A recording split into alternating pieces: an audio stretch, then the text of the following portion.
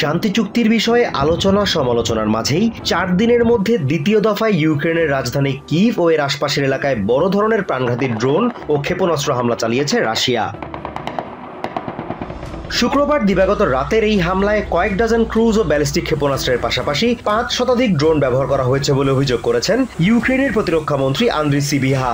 সামাজিক মাধ্যমের এক পোস্টে তিনি লিখেছেন, সবাই যখন শান্তি প্রতিষ্ঠার চেষ্টা করছে ঠিক সেই মুহূর্তে রাশিয়া দুটি লক্ষ্য নিয়ে এগুচ্ছে, ধ্বংস করা ও হত্যাযজ্ঞ অব্যাহত রাখা। তিনি দাবি করেন, কিভের আবাসিক ভবন, জ্বালানি অবকাঠামো সহ জরুরি বেশ কিছু বেসামরিক ভবন লক্ষ্য করে এসব হামলা চালানো হয়েছে।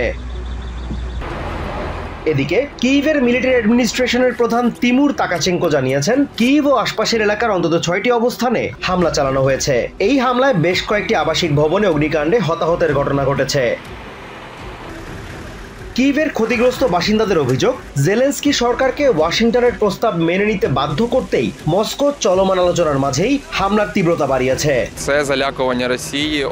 এটা রাশিয়ার ভয় দেখানোর একটা কৌশল। তারা সাধারণ মানুষকে লক্ষ্য করে হামলা চালাচ্ছে যেন কিভ সরকার দ্রুত সিদ্ধান্ত নিতে বাধ্য হয়। সম্ভবত ওই চুক্তিতে সই করানোর চাপই দিচ্ছে। আমার মনে হয় সাধারণ নাগরিকদের লক্ষ্যবস্তু বানানোর মূল উদ্দেশ্যই হলো আমাদেরকে দ্রুত ওই চুক্তিতে সই করতে বাধ্য করা। অনেকে আবার চলমান সংকট সমাধানে ট্রাম্প প্রশাসনের কাছ থেকে আরো কার্যকর সহায়তার আশা করছেন।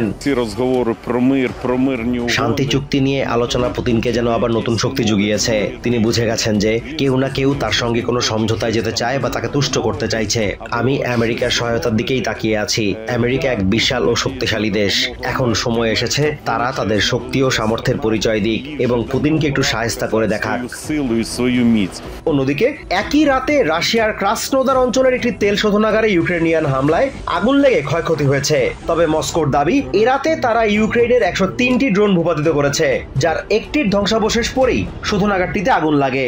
রুশ প্রতিরক্ষা মন্ত্রণালয় দাবি করেছে এই হামলায় হতাহতের কোনো ঘটনা ঘটেনি।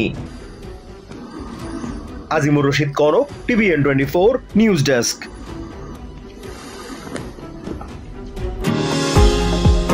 নিউ ইয়র্ক থেকে সম্প্রচারিত TVN 24 টেলিভিশন বিশ্বজুড়ে বাঙালির কণ্ঠস্বর।